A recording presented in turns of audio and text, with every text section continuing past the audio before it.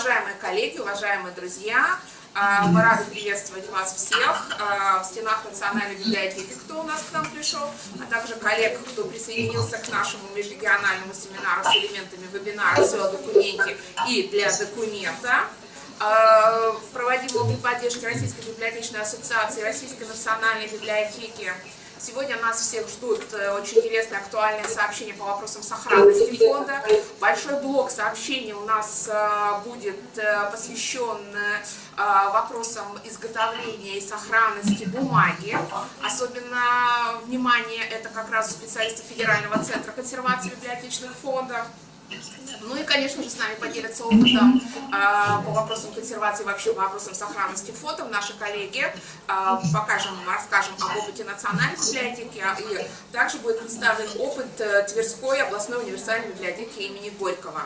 В принципе, очень радостно, что к теме сохранности, вообще к теме, заявленной в теме нашего вебинара, проявили достаточно большой интерес коллеги из России. Достаточно много регионов прислали заявки: и Чувашия, и Карелия, Кемеровская область, Самарская область, Волгоградская область. Их, наверное, не смогу воспроизвести, но я уверена, что мы все с вами сегодня услышим очень много интересного, очень много полезного, поэтому желаю нам всем с вами хорошей, плодотворной работы. И, наверное, передам слово ведущей нашего вебинара, заведующей отделом основного хранения фондов, Екатерине Леонидовне Данчиковой.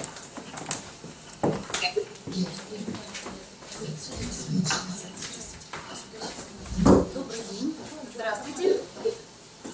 Итак, наш семинар открывает сотрудник Национальной библиотеки Республики Коми, ведущий специалист отдела абонемента Цыбаева Нина Николаевна, которая уже сегодня в первой половине дня вы знакомились. Тема сегодняшнего доклада – консервация документов в фондах, достижения и перспективы. Сохранение документов является неотъемлемой частью деятельности каждой библиотеки. Оно должно пронизывать текущую работу каждого сотрудника. Руководством для выполнения мероприятий по сохранности документов на бумажной основе служат такие документы, как ГОСТ.48/2002 «Консервация документов. Основные термины и определения» и ГОСТ 7.50/2002 «Консервация документов. Общие требования». Настоящие стандарты предназначены для библиотек всех типов. Термин «консервация документов» трактуется в них как обеспечение сохранности документов посредством режима хранения, реставрации, стабилизации и изготовления копий. Комплекс работ, обеспечивающих грамотную консервацию документов, представлен в разработках Федерального центра консервации библиотечных фондов Российской национальной библиотеки. Принятие национальной программы сохранения библиотечных фондов на 2001-2010 годы и утверждение ее как составной части Федеральной целевой программы «Культура России» послужило началом продуктивной деятельности по обеспечению сохранности документального наследия Республики Коми, составной части наследия страны. Продолжением национальной программы стало принятие в 2011 году общероссийской программы сохранения библиотечных фондов, второй этап 2011-2020. Благодаря разработанным документам в Национальной библиотеке ведется планомерная работа по обеспечению сохранности и безопасности документов фондов в библиотеках страны. Национальная библиотека Республики Коми – это старейшее учреждение культуры в Коми, одна из старейших библиотек на Европейском севере России и крупнейших по объемам книжных фондов. Проблемами обеспечения сохранности библиотечных фондов Национальная библиотека озадачилась еще в начале 2000-х годов, после принятия национальной программы сохранения библиотечных фондов Российской Федерации. В 2003 году в республике уже была принята первая республиканская программа сохранения библиотечных фондов на 2003-2006 год. в соответствии с которой в Национальной библиотеке началась реализация мероприятий по созданию регионального центра сохранения библиотечных фондов на базе Национальной библиотеки. В задачи центра, созданного в 2005 году, входит выполнение комплекса мероприятий в области обеспечения сохранности и консервации фондов Национальной библиотеки.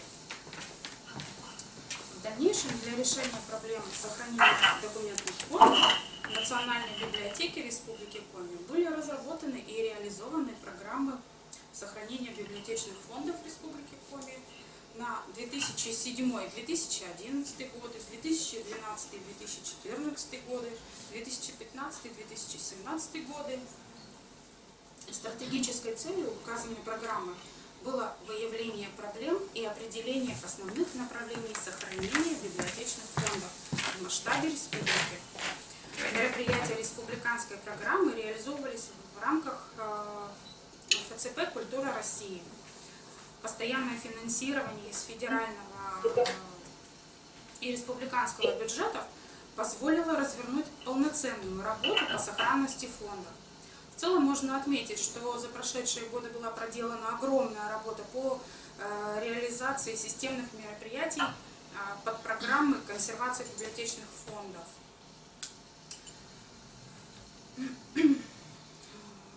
Центр сохранения документов на базе Национальной библиотеки Республики Коми выполняет комплекс работ по сохранности библиотечных фондов. Это и консервация документов, мониторинг режима хранения библиотечных фондов, обследование условий хранения физического состояния документного фонда в библиотеках республики, реставрацию печатных изданий, защиту документов от биоповреждений. Благодаря участию Национальной библиотеки Республики Коми в федеральной целевой программе «Культура России» и государственной программе Республики Коми «Культура Республики Коми» библиотека оснащена современными приборами измерения температуры, влажности, освещения. То есть это термогигрометры, логеры, морозильные лари, музейные пылесосы, осушительные приборы, климатическим оборудованием, то есть система кондиционирования. Позволяет все это обеспечить качественно новый уровень сохранения документных фондов.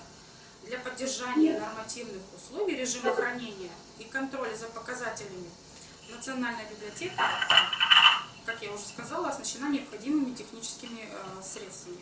Что температурно-влажностный режим у нас контролируется с помощью термогигрометров различных видов. Температура и влажность контролируются 2 раза в неделю в одно и то же время, что фиксируется в журнале учета показаний.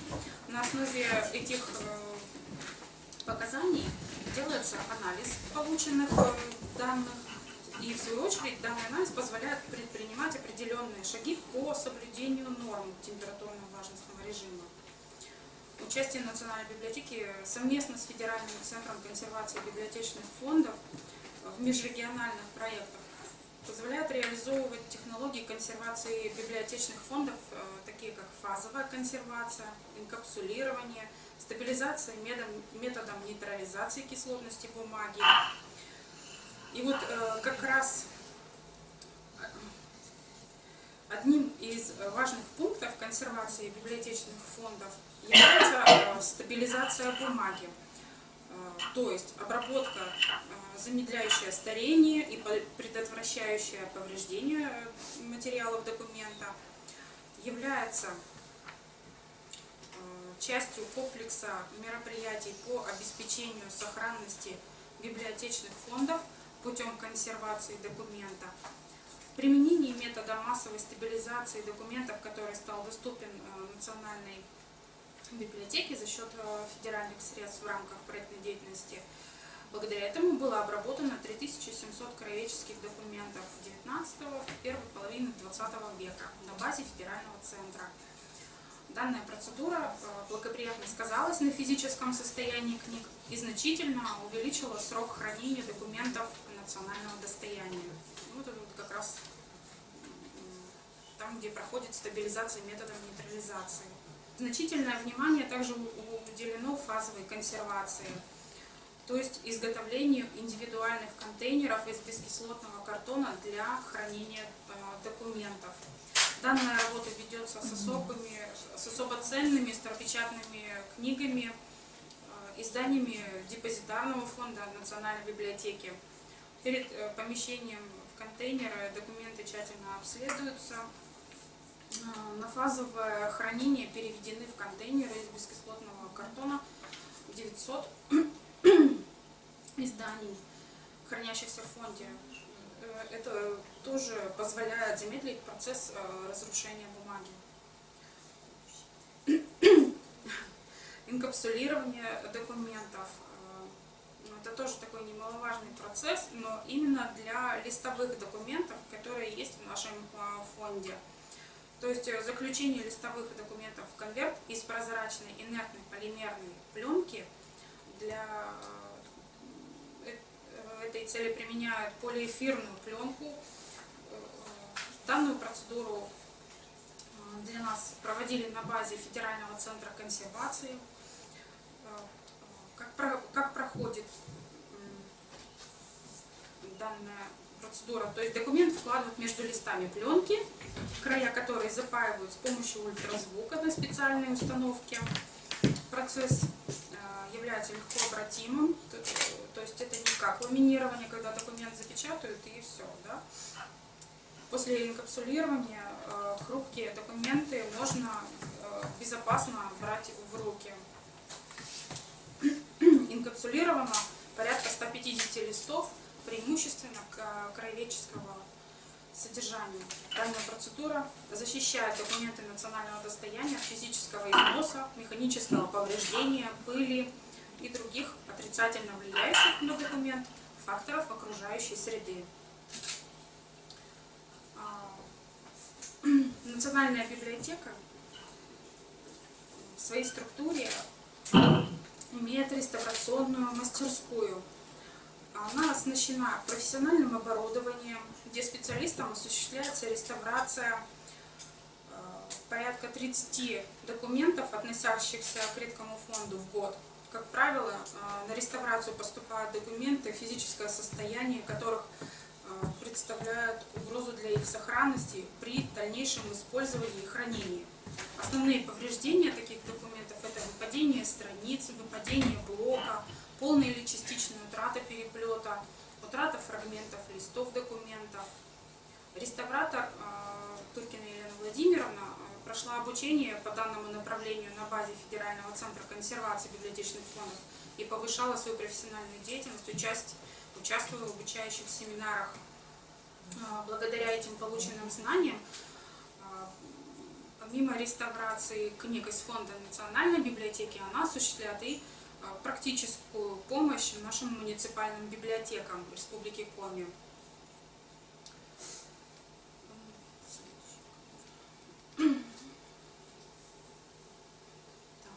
Это вот как раз по проектам закупленные материалы для переплета, для реставрации книг. Этот слайд хотела показать. Вот до реставрации Вологодские епархиальные ведомости представлены, и после реставрации какая работа была проделана, то есть в каком состоянии стала книга после проведенных работ. В период действия программы, начиная с 2006 года, в Национальной библиотеке была организована работа по созданию электронных паспортов физической сохранности книг 17-го, начала 20-х годов. И за 11 лет уже создано чуть более 3000 паспортов, а в дальнейшем предполагается подключить к этой работе муниципальные библиотеки Республики Коми, потому что в их фондах есть тоже небольшое количество, хотя бы небольшое, но есть, да, редкого фонда. И в дальнейшем мы объединим разрозненные базы данных библиотек в одну общую базу, что позволит увидеть целостную картину физического состояния документов, выявить издания, требующие проведения консервационных работ в приоритетном порядке.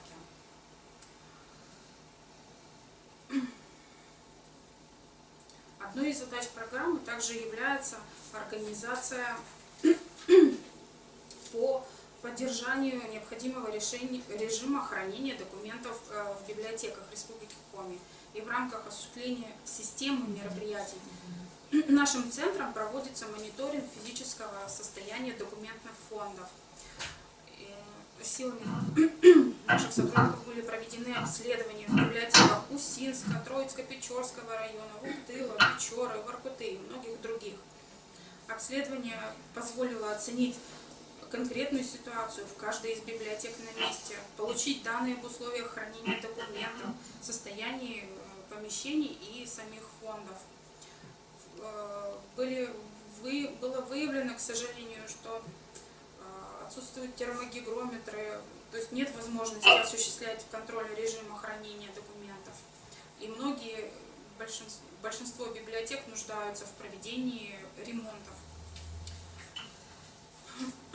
Помимо всего сказанного, на базе Национальной библиотеки Центр консервации библиотечных фондов, являясь региональным информационно-методическим центром в области сохранения библиотечных фондов, уделяет большое внимание обучению специалистов библиотек республики по обеспечению сохранности библиотечных фондов. И начиная с 2004 года на площадке библиотеки проходят республиканские семинары, мастер-классы по различным аспектам сохранности библиотечных фондов с привлечением специалистов из федеральных библиотек. Мастер-класс «Основы переплетного дела», участие в котором приняли специалисты Национальной библиотеки, Национальной детской библиотеки Маршака, Национального музея Республики Коми, муниципальных библиотек республики. Практическое обучение проводили для нас специалисты Федерального центра консервации библиотечных фондов. На занятиях совместно с участниками мастер-классы ремонтировали и восстанавливали поврежденные книги. Еще один из семинаров тоже проходил на базе нашей библиотеки национальной, это консервация документов. Семинар был организован также с Федеральным центром консервации библиотечных фондов Российской национальной библиотеки. Были рассмотрены актуальные проблемы обеспечения сохранности библиотечных фондов, раскрыты основные направления деятельности федеральных библиотек в области консервации и реставрации документов. В целом следует отметить, что реализация мероприятий по консервации документов позволяет достоверно оценить условия хранения и состояние наиболее ценной части Национального библиотечного фонда Республики Коми, модернизировать материально-техническую базу, развивать уже освоенные и внедрять новые методы и технологии консервации документов. Спасибо за внимание. Уважаемые присутствующие, есть ли у вас вопросы в зале к докладчику и удаленные гости тоже, если есть вопросы к докладчику. Вопросов нет, есть только пожелания. Держите также свое направление. Самое главное, чтобы у вас все успешно было с вашим министерством. Спасибо вам большое. Оно помогало. И следующим докладчиком у нас будет Ерин Николай Юрьевич, начальник лаборатории акционерного общества МОНДИ Сыктывкарский лесопромышленный комплекс, город Сыктывкар. Прошу, он сядет сейчас вместо меня вот сюда. Представлю, значит, еще раз всем здравствуйте, да? Как уже меня представили, я представитель Сыктывкарского лесопромышленного комплекса, акционерного общества МОНДИ. Сразу скажу, что я здесь как бы наполовину официально представитель комбината и как большая часть частное лицо. То есть я не уполномочен здесь какие-то делать коммерческие, рекламные заявления и так далее, и так далее. То есть только как бы на примере нашего комбината представить публике современное положение производства полуфабрикатов целлюлозных, бумаги и картона. Потом, пожалуйста, вопросы. Я говорю, я тут взял как бы наглядный, скажем так, примеры того, с чем мы имеем дело. Я даже не знаю, как это по ходу или потом, наверное, скорее всего. А может вот так вот там отсюда видно будет? Да, это лучше даже раздать. Вот, Лучше серьезно. раздать. Давайте я буду вашим помощником. Там ничего такого. Если Прям- даже что-то упадет на пол, Да, ничего страшного. прям доставайте все. Потому Хорошо. что Знаете, что сделаете? Вот, можно показывать всю камеру.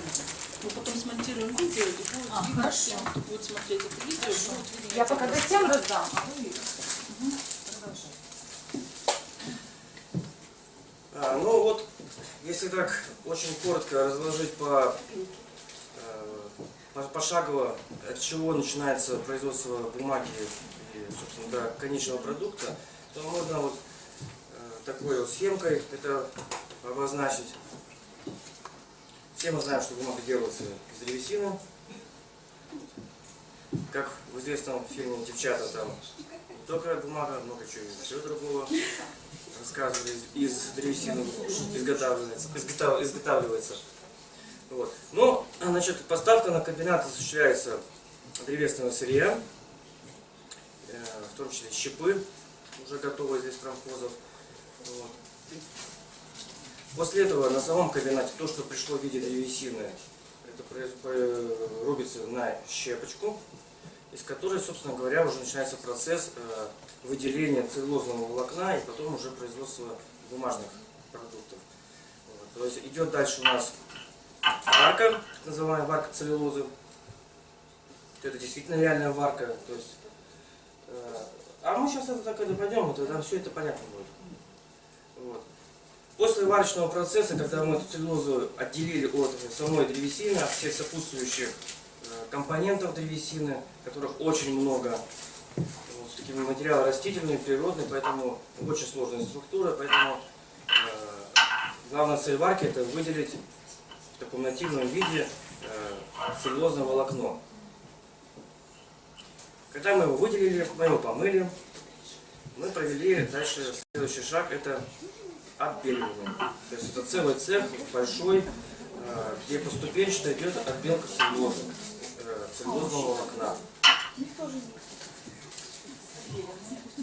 После того, как наша бурая целлюлоза приобрела белый цвет, из нее уже начинает вот именно производить бумажная композиция, так называемая.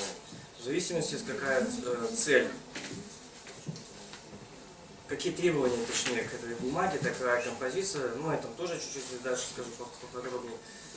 Вот. То есть это уже бумажная фабрика, так называемая, тоже гигантское сооружение. Там бумагоделательная машина находится, собственно, на которой происходит постадиевая обработка этой целлюлозы и превращение ее в лист бумаги.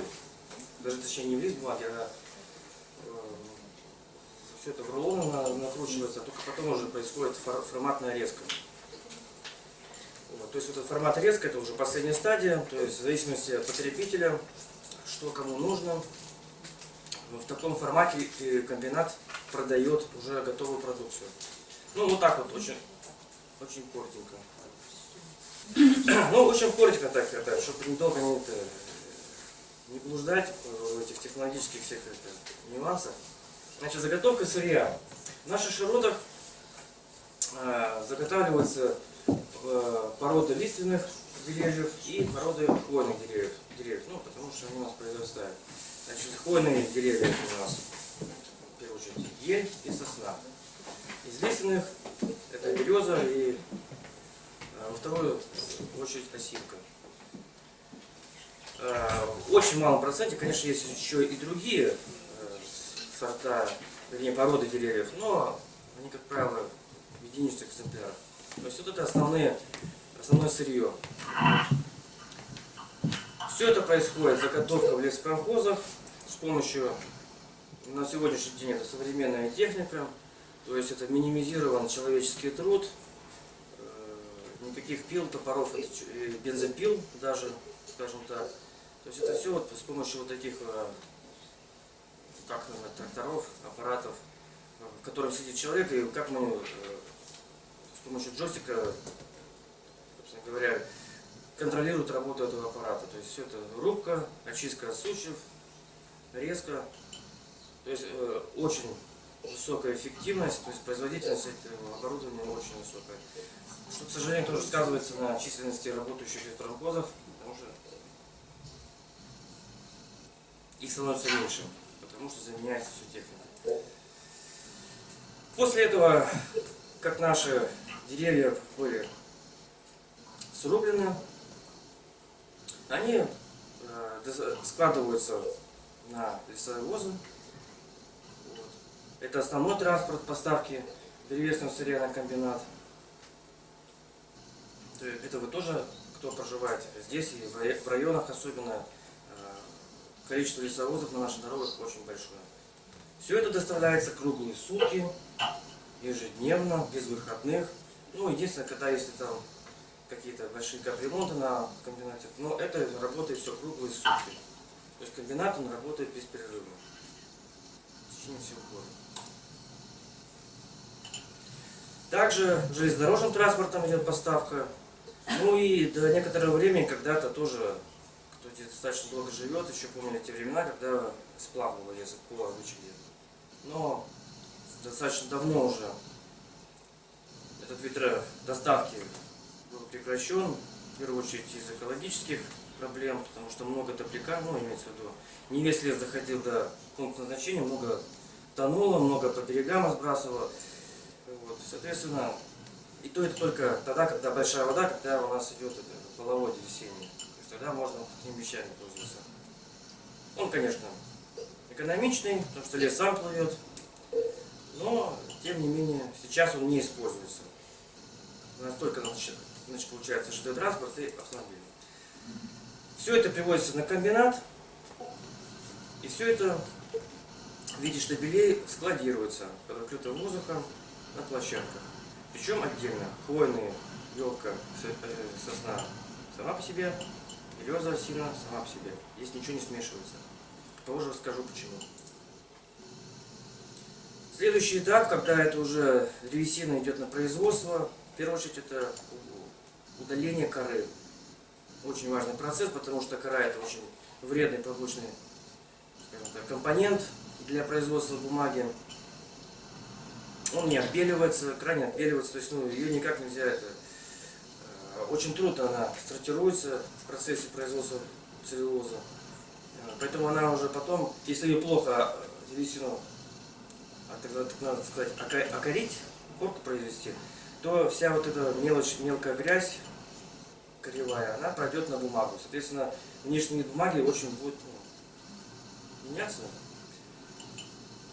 Товарный вид потеряется, что не есть хорошо. Поэтому большое внимание уделяется на начальном этапе это удаление коры. То есть в таком виде она удаляется. Здесь видно уже окоренные стволы деревьев, и они уже идут на рубительные машины.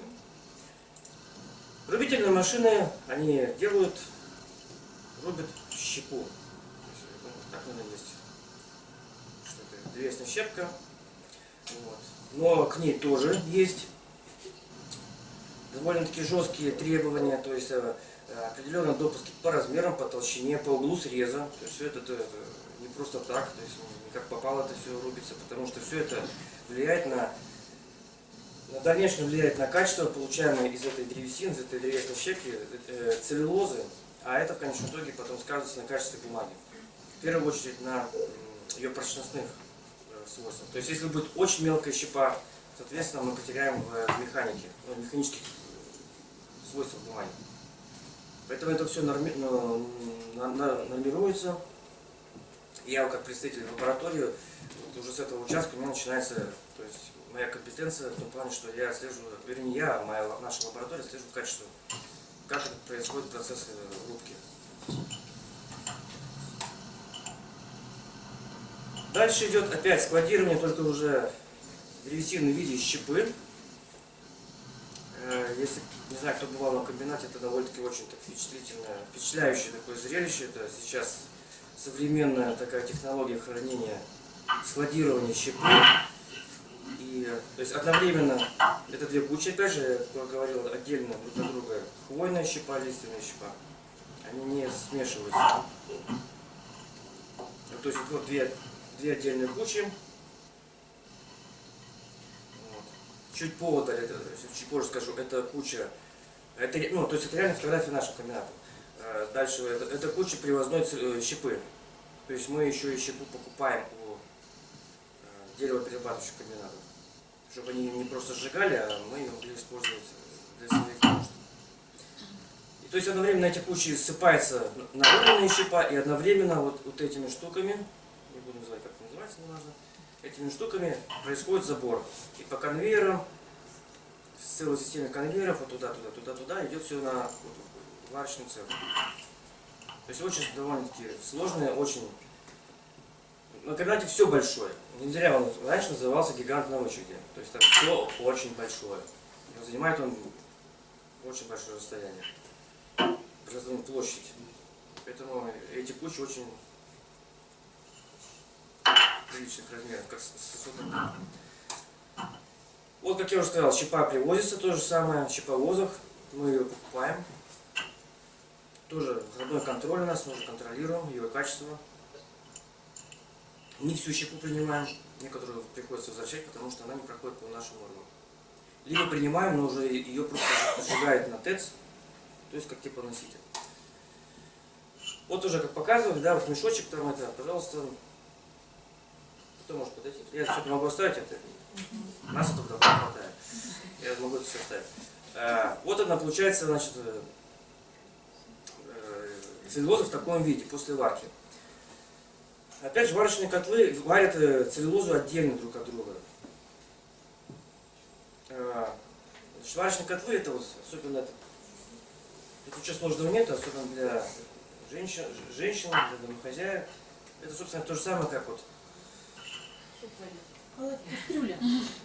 кастрюля, это как они вот сейчас называются? Скороварка. Мультиварка, вот. Ну, скороварка, мультиварка. То есть принцип, собственно, один и тот же. Задается температура, все это герметично закрывается, то есть закрыто, все это там под давлением. Вот. Единственное, что мультиварка у вас это как бы периодичная такая, скажем, варочный котел. То есть вы загрузили, сварили, выгрузили, опять загрузили, выгрузили, там, помыли. То у нас котлы, так как у нас комбинат работает круглые сутки бесперерывно, эти котлы вот, то есть на проток идут, то есть они вертикальные, сверху загружаются, и к низу уже выходит готовая масса целлюлозная. Поэтому идет это бесконечный процесс такой вот варки. Разные зоны температур, вот, все это под давлением, и туда заливается, если в скороварке подобное заливается, как правило, там, ну, вода, наверное, скорее всего, я не специалист, то сюда заливается называемый щелочной варочный раствор. То есть в основном там это основной компонент это щелочь. Просто водой варить древесину невозможно, это будет бесконечно долгий процесс. А в щелочной среде это волокно, целлюлозное волокно, оно легче отделяется от основных компонентов, а компонентов там очень много, как я уже сказал. Начиная от тех компонентов, которые вот, позволяют древесному стволу находиться в вертикальном состоянии, то есть как бы вот, цементирует те пространства, ну как действительно как цемент от тех пространств между волокнами, да, и придает твердое, почему дерево твердое такое, прочное, за счет вот этого. То есть целлюлоза как каркас, и он еще заполнен в пустотах вот типа такого цементного раствора. Он называется в технологии лигнин, если можно. Вот главная цель это вот этой варки убрать этот лигнин, по максимуму убрать лигнин из целлюлозы, получить вот это волокно, уже мягкое. Вот оно в таком виде выходит, его, конечно, несколько многостадийно промывают, очищают от щелочных остатков от этого раствора, и потом это направляется на отбелку, химическое отбеливание целлюлозы. Ну и тут, кстати, женщинам опять довольно-таки все тут должно быть понятно и просто. Это, в принципе, то же самое, как когда-то раньше давно перекисью водорода обеспечивали волосы. И что так прекрасная женщина, как перекись водорода, как раньше говорили. Поэтому, и действительно, одна из стадий, тут многостадийное это отбеливание идет. То есть не так, что раз что-то залили и тут же получили белое. Древесное волокно довольно-таки не быстро белится. И одна из стадий тоже действительно перекись водорода. Комбинат закупает в большом количестве перекись, и с помощью ее отбеливания происходит. Также еще отбеливание происходит диоксидом хлора. Раньше было хлором. Ну, это было очень давно, это начало 2000-х это закончилось это все. Теперь это более мягкие химикаты, более, так скажем, безопасные, менее опасные химикаты. Вот. И получается такая беленькая масса, которая, собственно говоря, уже готова для быть компонентом для производства бумаги. Вот здесь я чуть-чуть остановлюсь, почему же везде я обращал внимание, что варка, вернее, заготовка щепы, варка, отбелка идет отдельно. Хвоя, листва не смешиваются. Дело в том, что это ввиду особенностей самой древесины. Хвойные листья не очень отличаются по своей структуре, по самому волокну. Вот хвойное волокно, оно более крупное, оно более грубое. И оно придает больше механической прочности будущей бумаге. С другой стороны, ее труднее варить, его труднее отбеливать. Если бы мы делали бумагу только из хвойных пород, ну, то это было бы довольно-таки дорого. Соответственно, лиственные породы, они у нас по качеству немножечко меньше, там как более волокно более коротенькое. Вот. Но она очень легко обрабатывается, легко белится, и поэтому экономически целесообразно их, во-первых, это приготовление, да, вот, то есть это варка, отбелка целесообразно вести отдельно, потому что когда это, если бы щепа была в смеси, из-за того, что разные скорости проварки, разные скорости отбелки, у нас масса бы выходила бы неоднородная. Вот, выходила бы неоднородная, и из такой массы очень проблематично было получить заданного свойства бумагу или там картон. Поэтому сначала все это отдельно приготавливается, отдельно хвоя, отдельно листва. И после этого уже, в зависимости от того, что какие задаются требования к бумаге, какие будут будущие печатные свойства, какие должны быть, механические свойства. После этого уже так называемая составляется бумажная композиция. То есть берется какой-то процент хвойной отбеленной целлюлозы, какой-то процент лиственной отбеленной целлюлозы. Это все потом уже смешивается на бумажном производстве. Вот мы сейчас к нему подошли. Вот. И это все составляет бумажную композицию. Вместе с тем, чтобы с одной стороны снизить себестоимость бумаги, добавляется еще так называемый наполнитель. В первую очередь это мел используется. Вот. Мел придает бумаге, то есть это не только чтобы экономить волокно, что волокно дороже выходит по производству, чем мел. Мел создает бумаги, особенно для печатных бумаг, это вот офсетные бумаги, офисных бумаг. Он придает такое, опять же, заполняет все неровности, все пустоты. То есть он придает такую более гладкую, равномерную поверхность бумаги за счет этого мела. Также добавляется, например, крахмал покупаем. Крахмал это уже для увеличения прочности бумаги. То есть, ну, грубо говоря, это проклейка, крахмальный клейстер, клей, да? Ну, собственно, мы его и варим из крахмала. Вот. И также он добавляется в производство бумаги в целлюлозную эту массу для придания ей механической прочности. Вот. Ну и это все, когда эта композиция будет составлена, то есть опять же, как вот, с точки зрения домохозяйки, рецепт, столько-то взять того, все это смешать и подать, ну если вы в духовку там, допустим, то это подается на бумагоделательную машину.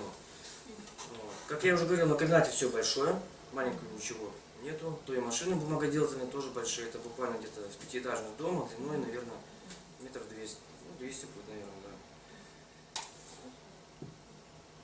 То есть на бумагоделательной машине это равномерно, как на противень, выливается вся вот эта наша бумажная, целлюлозная еще композиция. Вот. Ну, так как все это движется, это потом проходит через цилиндрический пресса, лишняя влага убирается, вода лишняя убирается, уже получается такая более уплотненная структура. После этого эта структура проходит через много-много-много цилиндров с высокой температурой, то есть происходит сушка.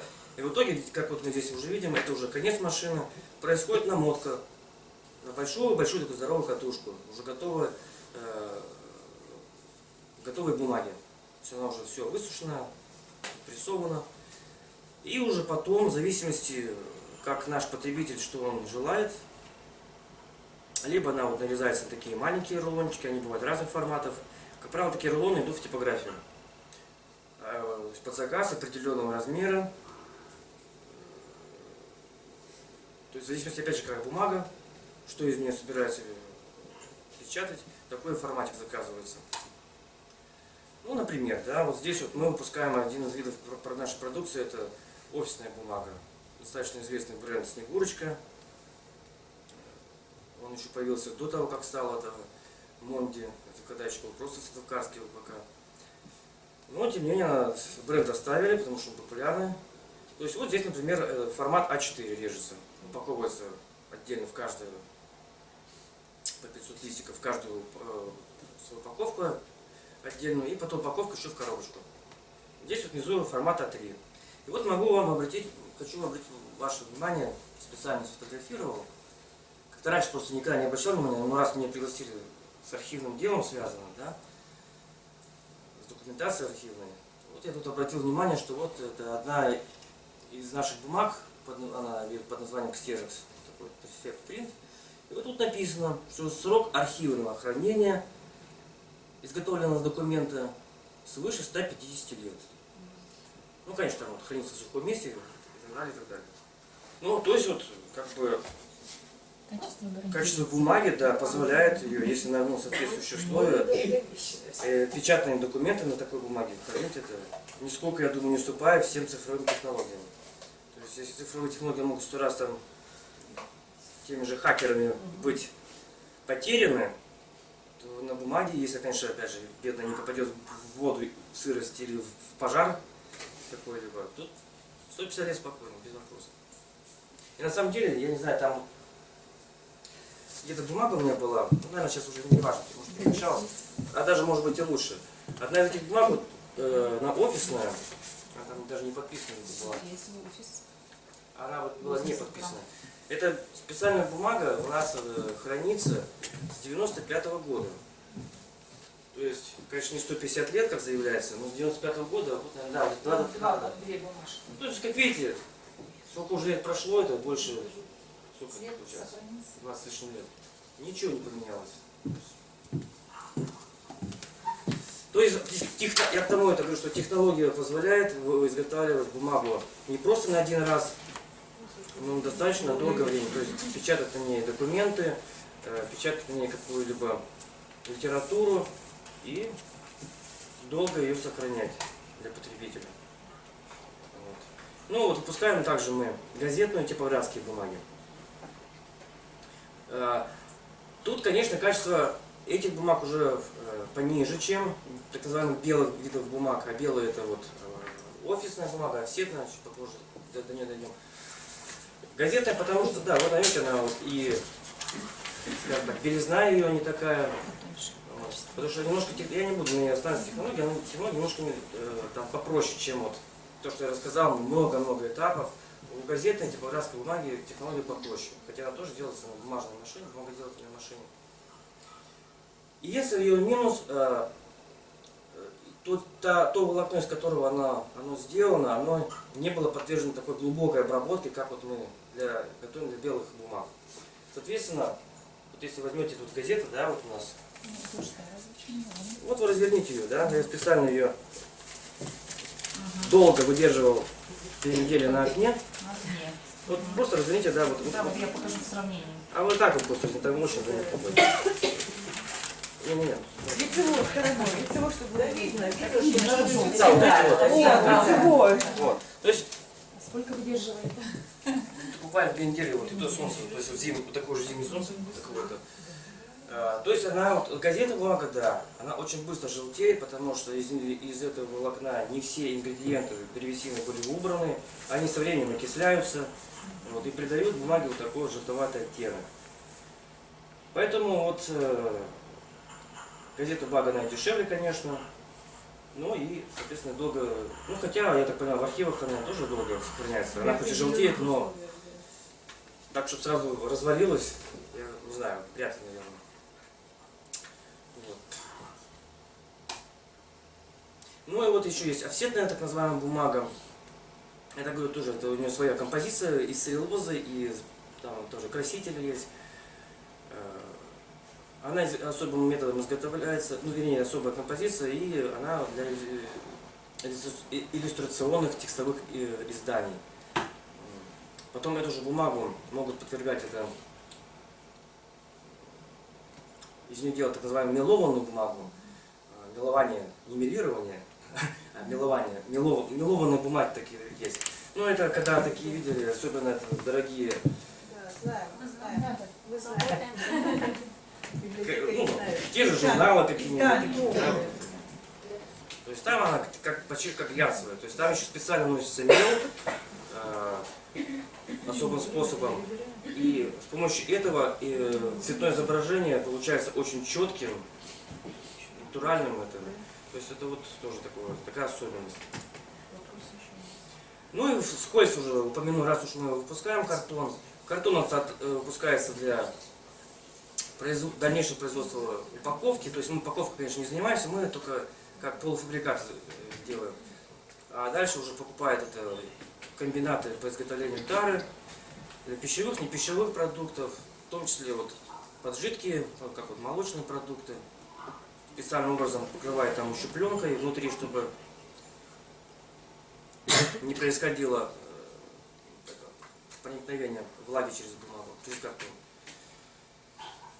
Вот, собственно, вот, наверное, это все, что мы производим, как производим.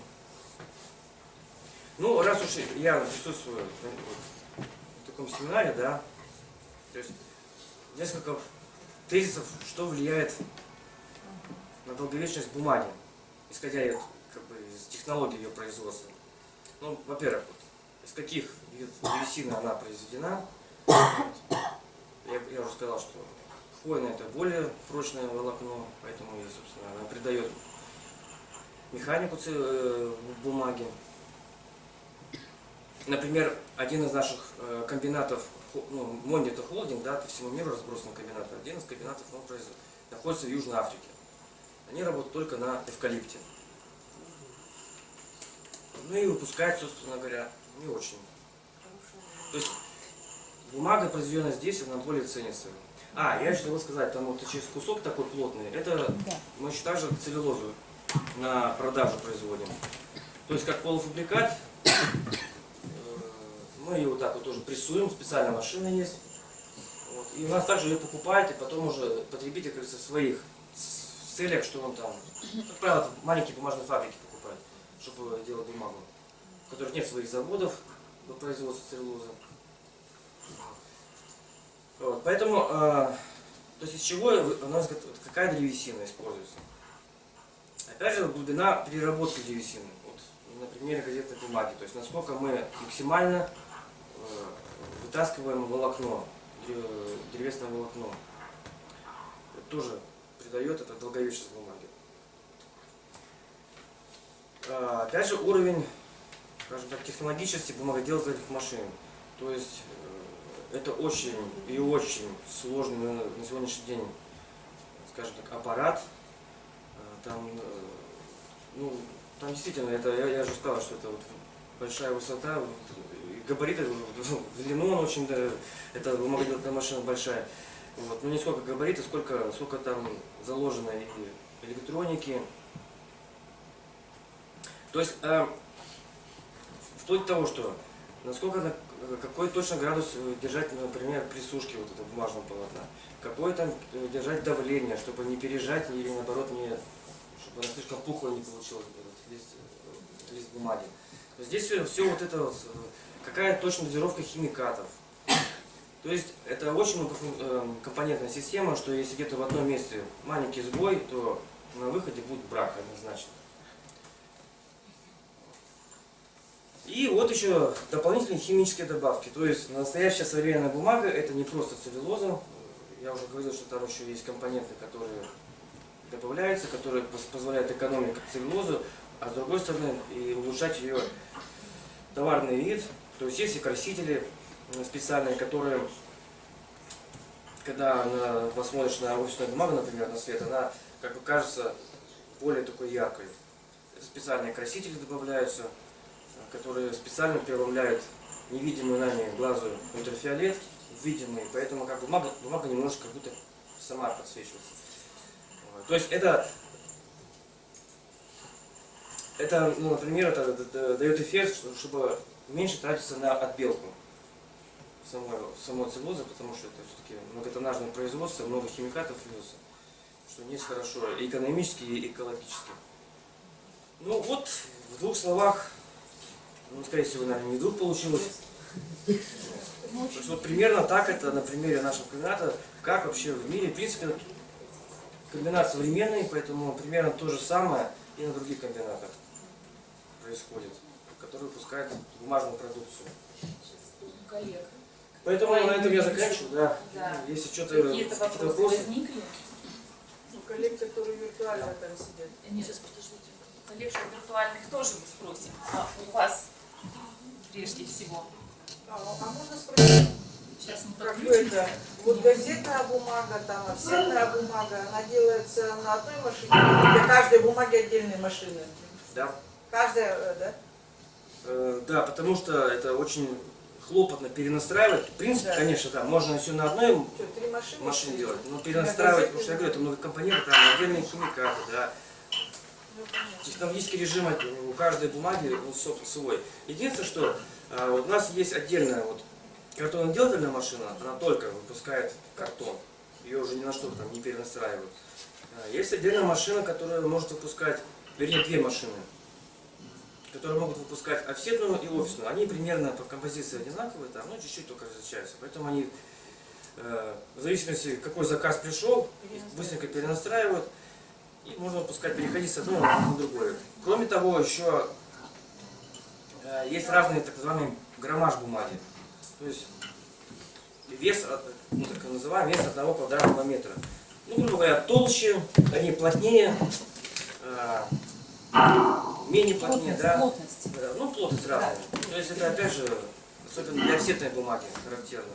Разные типографские комбинаты, в зависимости, что они там печатают, как требования, чтобы как краска ложилась, чтобы не было, чтобы краска не пропитывалась, да, насквозь. То есть определенная толщина бумаги выдерживается. Она разная. С десяток там буквально разных граммажей, так называемых. И еще есть 4-я машина, которая заточена только под газетную типографскую бумагу, потому что у них и сырье другое. Да, я в своем докладе не останавливался, как производится газетная бумага, потому что это заняло тоже еще столько же времени, наверное, потому что там отдельный цех, цех так называемых полуфабрикатов с высокого выхода. Там используется елка, то есть там отдельно рубится щепа, чисто из еловой древесины, то есть ни сосны, ни березы, ни осины, только из еловой рубится щепа, из нее на так называемых рафинерах получается такая древесная масса, она, собственно, так называется древесная масса, и вот, собственно, из нее после отбелки мы получаем уже газетную бумагу. То есть мы, наше сырье елка, ель. Спасибо большое. То есть очень хорошо. В зависимости от того, как перерабатывается сырье в древесную массу, мы получаем качество газетной бумаги, соответственно, разное. Если у нас будет белая древесная масса, как на кондопоге, это будет одно. А если это будет химически переработанная древесная масса, то, соответственно, видимо, значительно выше качество будет, о котором вы и говорили, что у вас лежало тут на окне газета. И, в общем, более-менее прилично выглядит. И мы отмечаем, когда работаем вот экспериментально, что у нас и pH газетной бумаги отличается от того, что к чему мы привыкли. И качество до определенного момента тоже. Ну и вот я буду показывать наши результаты, тоже, в общем-то, интересно по долговечности получается. Вот еще один вопрос. Вы работаете по ТО комбината или по ГОСТу? Как бы не ТУ и не ГОСТ, у нас так называемая есть стандарт организации, СТО называется. На каждый вид бумаги свой СТО. Собственно, это можно сказать ТУ, я бы сказал. Извините? Стандарт предприятия вашего? Да, Спасибо. То есть мы никогда ничего не узнаем про вашу бумагу. Стандартная каждой партии бумаги получается. Или же в зависимости от ЦГ, как он различается. Ну, вот еще как бы такие размышления. Если есть стандартную на ту же самую газетную бумагу, то все партии, то есть на протяжении производства всего, они, то есть по качеству бумага одинаковая и соответствует одному и тому же стандарту предприятия. Да? Ну да. Заявленное качество должно соответствовать стандарту, конечно. Просто мы, если покупаем, например, ну, где-то у продавцов, да, то они в жизни не знают, что собой представляет эта бумага, из чего она сделана. То есть, ну, просто никакой информации мы получить от них не можем, к сожалению. И, в общем, со всей продукцией так. Ну, это вообще, конечно, странно, потому что каждому покупателю предоставляется сертификат качества, в котором прописаны основные качественные показатели. Поэтому как-то вот не знаю. Но композиция не прописана. Он не может покупать кота в мешке, но такого не бывает. Нет, по физико-механическим показателям, да. Но композиция, в общем... Ну, композиция на согласен, этот вопрос нет. Вот. Это согласен. Это уже наш да. рецепт. Не разглашаем. Ноу-хау, да? Или как бы. Ну, не ноу-хау, нет, это Ну да, разработка Коммерческая предприятия. тайна, да? Есть вопросы? пусть назовем это коммерческой тайной. Ну вот у нас пока вопросов больше нет. Спасибо. Да, вам спасибо большое.